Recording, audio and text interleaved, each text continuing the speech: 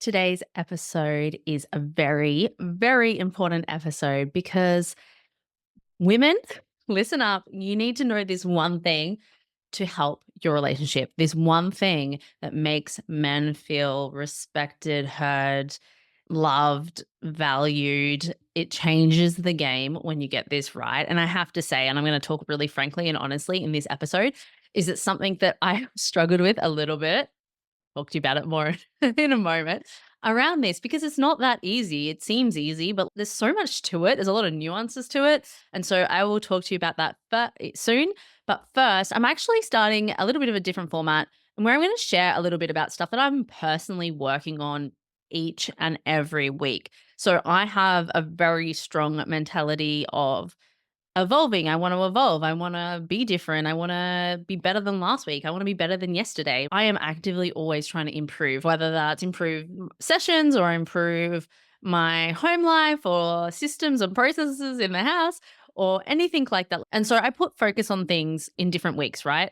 And the biggest thing for the last few weeks that I've been really honing in on and focusing on is, I guess I'm going to call them magic moments or slight reprieve, blissful times throughout my week. And so I did actually a little bit of in a different way, a post about this the other day. That was the main things that I wanted at the start of this year, which was, to be completely honest, I was very focused on massive big goals, publishing a book. Like I have one there sitting there half published, half written on my desktop. Like I had enormous, massive goals this year. Now, don't get me wrong, I've hit some of them, but some of them have not been possible. My kids have been sick a lot. I got sick for a very long time, more than I've ever got in decades. So I think I'm done for another decade now. But I got really, really sick. And so I could not accomplish these goals. I didn't have the energy. I didn't have any of that. And so from that, I was really thinking, well, what do I want in my life? What do I want my days to look like?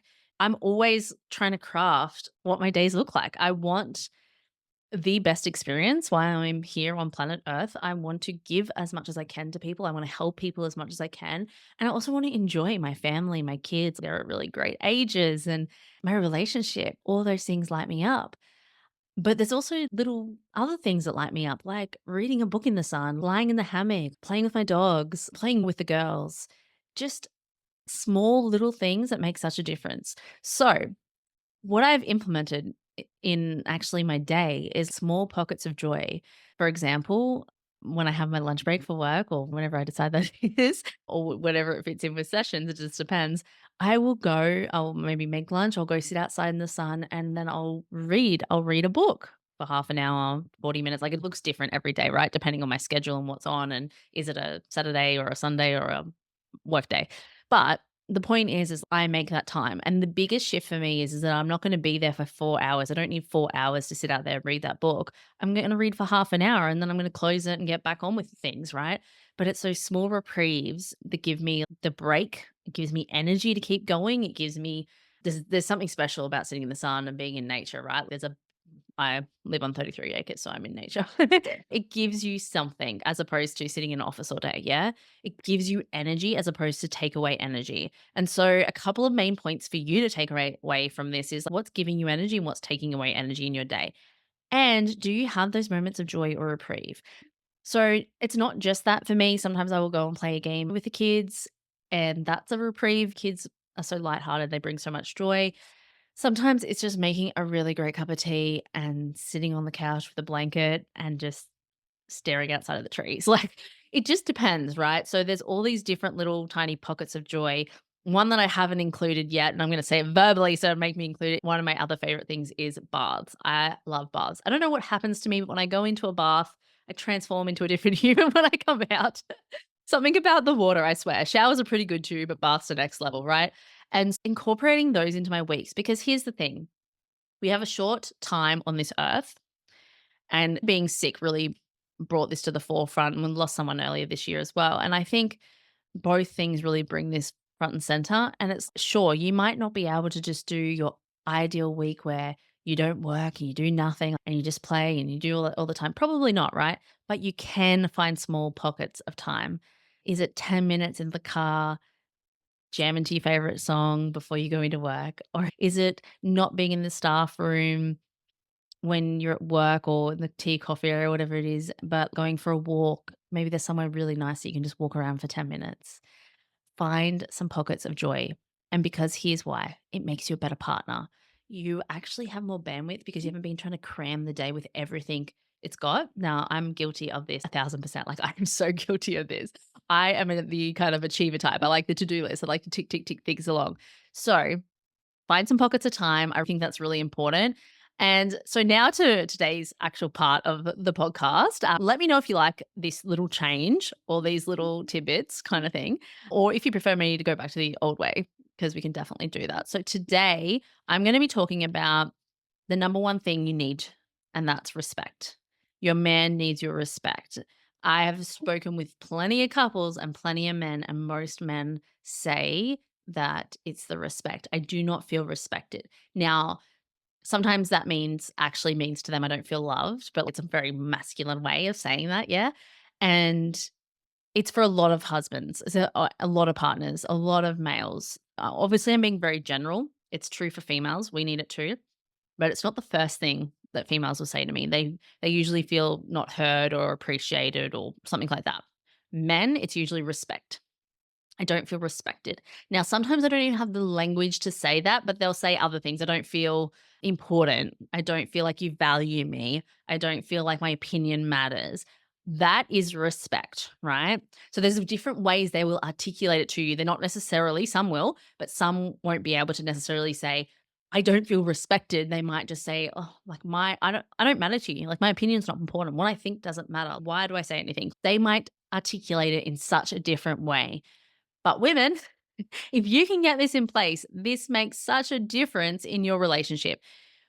Because I cannot tell you, once your partner feels heard and appreciated, all the things, but mostly respected, once they feel like they are the most important. I think a lot of this is a bit biological, and some might argue with me, and that's completely fine. Men, their primary role is to protect and to provide, right? And so they want you to respect the fact that they are even if you're earning more, right? Even if you're earning the same amount, doesn't matter. They want to feel like they are providing for you, that they are providing for the family, that they are adding that value, right? And that you respect that you respect that they do this often shit job, excuse the language, and sometimes really terrible hours to give to the family. So, a big one for most men is appreciation around their work and their providing and the funds they bring in. And can I be super, super, super clear? It doesn't matter how much it is. It could be $3. Like, obviously, it's not. It could be very little amount of money, and you still need to verbalize it. Let them know how important it was. And thank you. Thank you. Even thank you for this family holiday. I would say that to my husband, even though I contribute in my ways. Like we contribute. It's not 50-50. It's different all the time. Who cares? None of it matters. And I might have done all the kids packing and all of the packing for everyone, but it doesn't matter. He might have provided the income for the whole holiday. None of it matters, in my opinion. What matters is that you're working as a team. And so I would thank you. Thank you for this holiday that you provided for us. That makes someone feel so good, so respected. Now, I can tell you that I haven't nailed this, or I go in and out of it, I think. It's actually really tricky, especially for ambitious working women, because often we are providing so much value. Often we are working so hard ourselves that sometimes it can be like, well, yeah, of course. Of course I respect you. Of course. Not of course. Okay. They don't know unless you tell them. So the very first one is to listen actively. Give him your full attention when he speaks. Show that you value his thoughts and opinions and feelings by actually engaging thoughtfully, being open and curious in the conversation. Here's some big tips on that. Ask more questions, be more curious and open about what he's talking about. Oh, that's really interesting. Or, oh my goodness, that's such a good idea. I didn't think of it like that. And that doesn't mean you agree with every idea and all of that. Of course not. Sometimes I will be like, I never thought of it like that. That's super interesting. Can you tell me more about that? You know what I mean? Maybe I don't agree with it, but that's okay. Maybe I hadn't thought of it in that way. And that's because we're different, and that's great. I wouldn't think the same way he thinks and vice versa. That's very obvious. Yeah. And so it's just about finding new language and engaging and being open and curious, because usually they have really great ideas, and sometimes you got to merge their ideas and your ideas together, and it's awesome. but value his opinions and feelings. And so if someone tells you, I feel X way, you need to validate it.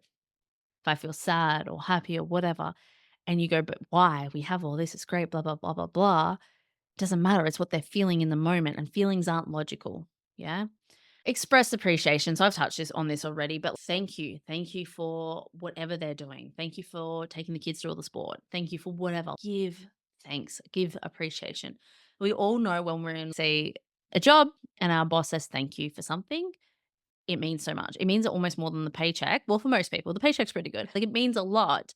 And so it's really important to go, that thank you can go such a long way. And it actually makes them want to go over and above in whatever area you thank them in. Does that make sense? Number 3 is huge, huge. Support his goals. So encourage and support his personal and professional aspirations. Be his biggest cheerleader and help him achieve his dreams. Don't squash them. Squashing them is the worst thing you can do in a relationship, right? You want to champion him. You want him to excel and to be as amazing as he can be. So, how can you help foster his dreams? How can you support them? How can you show that and tell him and make it really known? Very important, like super important. The next one's communicate kindly. So if we don't communicate kindly, often it's seen as disrespectful, right? Swearing, throwing things, being mean, being awful, name calling, even being snappy. We might be tired and get snappy or something like that. Respectful communication actually fosters the understanding and trust. And respectful communication tells him he's respected. Okay. This is what I mean by there's so many ways to convey respect. It's a huge area, it's huge. There's a lot to it. But it's a great thing to dive into and unpack and understand because we're definitely not taught this. And we should be. Because even when we think of the parent child relationship, we very much talk about respect there. You can't talk to me like that. You can't blah, blah, blah, blah. But when we go to a loving relationship, a couple, like a married couple, we don't think about this stuff, which is bananas. Maybe we do, but not to the depths of how do I convey it? How do we break it down? What does that actually look like? So number 6 is actually giving him space. Give him time for his hobbies, for relaxation, spending time with friends, downtime to recharge. We're not good partners when we don't have that time. Give him the space, please. It makes such the difference. I'm always like, yes, please go on that boys' weekend. You want to go shooting? Which is my husband's favorite, one of the favorite things to do. I'm like, please go and do it. Do stuff that lights you up because I know when he comes back, he is a better father and a husband. Just like when I go and do something that lights me up, I'm a better wife and a better mother. So it makes such a difference. And I think a lot of couples really get tripped up where they want to spend time together, but they're exhausted, but they need time for themselves, but they don't know how to do all the things. You have to get the calendar out. As unsexy as that is, get the calendar out and plan it in. Okay. It only happens if you communicate about it, put it on the calendar and make a commitment to it. Yeah. Number 7 is avoid public criticism. Something I do see quite a bit, which is a little bit upsetting, is publicly criticizing. It's not just women doing it to men, it's men doing it to women, but a lot of women do it to men. Talking about things that they don't like about their partner or criticizing them in front of friends or family, it undermines the relationship. It undermines their confidence. It strains your relationship in a big way. It is a big, big turn off. Don't do it. It's do not publicly criticize your partner and don't have those conversation or those nitpicking stuff in front of other people. Okay. Obviously, it's ideal not to have any nitpicking anywhere, but do not do it in front of other people because it does show a lack of respect. It does show no discernment for time and space and when you should be having these conversations.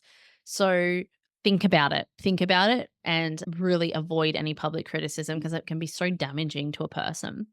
Number 8, which sounds a little contradictory to number 7, but it's not. Be honest and trustworthy. You build trust by being honest. Yeah. And there's a right time and space to be honest. Okay.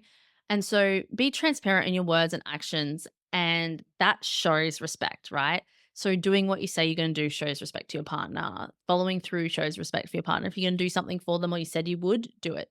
Yeah. That shows trust, that builds trust and shows respect, which is super important.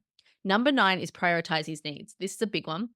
It's a big one in families, especially because we look at our kids and we think, well, they can't do that for ourselves. So we've got to do that for them first. And then we'll do that for my husband or partner or whatever. But the problem is that often the man in the relationships feels super neglected. Like, I'm the last thought. The kids mean more than I do. You don't give me that time or energy, or you only give me the leftovers, like what's left over for me.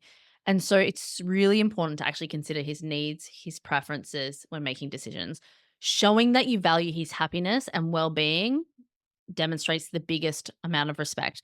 Even simple things like you're going to do the grocery shop. Hey, do you need something extra? Or noticing what he's out of, or getting some extra special treats that he values, not just the kids. Or when you're booking that holiday, prioritizing what your wants are, what his wants are, and then what the kids too, but mostly you guys, you're paying for it. And showing him, like, cool, I planned these 3 or 4 days in the holiday because I know you'd love it. That shows so much love, kindness, and respect. Just do something like that and watch what happens. Truly, it's a big deal. Respect his family and friends. Now, treat his family with friends with kindness and respect because they're super important to him. That also shows that you honor the relationship and you actually matter to him. So, respect is a two-way street, obviously. You have to show each other respect, basically. And that's how you create a loving, harmonious relationship where both partners feel valued, supported. Okay. Now, I know this sounds like a lot, but it's not really a lot because it's just stuff you do naturally as you go. But just coming back to family and friends is a big one. It can cause couples a lot of arguments and a lot of disagreements. So, yes, you need to be treated in a certain way, but in other ways, if that's your partner's family and he loves and respects them, then you need to be able to figure out how to love and respect them too, because they're important to him. And it can be really hard. Like, it can rip families apart. It can rip you guys apart as a couple if you can't figure out how to love and respect them, or how to have the relationship in whatever way that looks. That's critical. It's really, really important to think about. Can you please listen to this episode? Maybe listen to it 2 or 3 times, because respect is fundamental. And like I say, we talk about it in terms of our kids and how they interact all of the time with you as a parent. That's not respectful. You shouldn't say things like that. Well, can I just say it's the same thing in your marriage or your relationship? So take a moment to really think, how am I showing up? Am I showing appreciation? Am I respecting my partner? Am I using respectful communication? Am I giving them time out? Am I avoiding public criticism?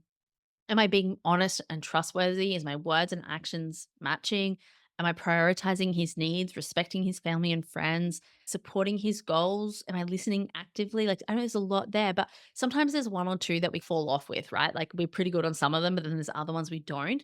It can create the gap in him not feeling respected. So please listen to this as many times as you need to. And then I just want you to take one thing from today. What's one thing that you can action so your man feels more respected? And just before we wrap up, I also want to let you know that there's only 2 spots, well, at the time of this recording, and 2 spots available for the couples counseling retreat.